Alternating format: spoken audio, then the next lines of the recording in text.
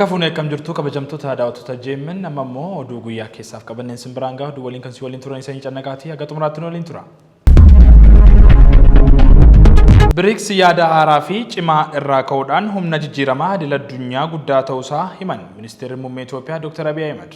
Ministeerri Muummee Itoophiyaa Dr. Abiy Ahmed yaa'ii 17ffaa BRICS irratti haasawaa taasisanii jiru.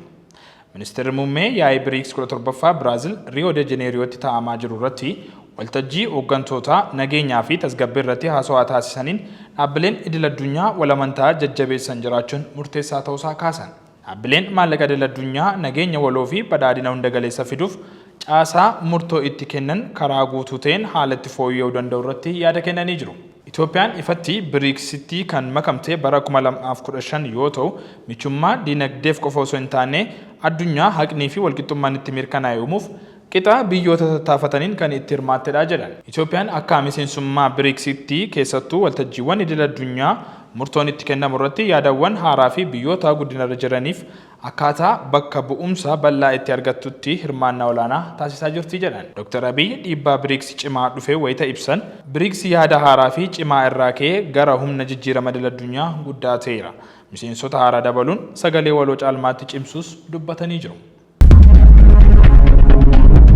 Foorumiin carraa hojii uumuu Afrikaa sadaffaan Finfinneetti eegalame. Itti aanaan Ministeera Muummee Federaalaa Tamasgeen Xurunaa, durataan Komishinii Gamtaa Afrikaa Mahammud Ali Yusuf, Ministeerri Hojii fi Ogummaa Mufariyaat Kamil, akkasumas ministeeronni biyyoota Afrikaa ogeeyyiin kalaqaa fi hojii uumtonni, hayyoonni damichaa fi qooda fudhattoonni foorumicha irratti hirmaachaa jiru jedhame. Foorumichi waggoota lamaan darban Afrikaan qabeenya dilbii qabdu qabatamaatti jijjiiruuf, hojii dhabdummaa hir'isuuf, fayyadama dinagdee haqa qabeessaa fi walitti hidhamiinsa ardii guddisuuf kaayyeeffatee taa'amaa jira jedhame. Foorumii Itoophiyaan Gamtaa Afrikaa Seektaariyaatti Riijinii Daldalaa Bilisa Afrikaa fi Garee Tireedii Elektirooniksii Afrikaa waliin qopheessan kanarratti keessummoonni guutuu Afrikaa irraa walitti dhufan 1,500 caalan hirmaachaa jiraachuus ibsameera. Baranas qopheessummaa Itoophiyaatiin yeroo sadaffaaf yaadannoo injifannoo Adawaatti ta'amaa kan jiru yoo ta'u, amma adoolessa 2 bara 2017 ni turas jedhame.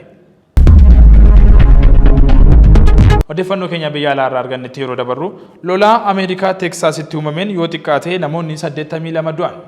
Balaa lolaa rooba cimaa hordofee Ameerikaa kutaa bulchiinsa Teeksaas keessatti uumameen yoo xiqqaate lubbuun namoota 82 darbeera. Namoonni 41 ta'an ammoo bakki isaan bu'anis wallaalame. Lolaan jimaata darbee tasa mudate kun ammas itti fufa jedhamee sodaatamaa jira.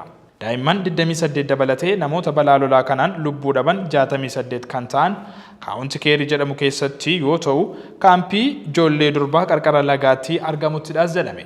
Aangawoonni akka jiranitti baay'inni namoota balaa kanaan du'an dabaluu danda'as jedhaniiru. Sa'aatii itti aanan 24 hanga 48 keessattis roobni hamaan bubbee makate mudachuu waan danda'uuf hojii lubbuu baraaruu daran danquu danda'as jedhameera. Gabaasni kan CNN'ti.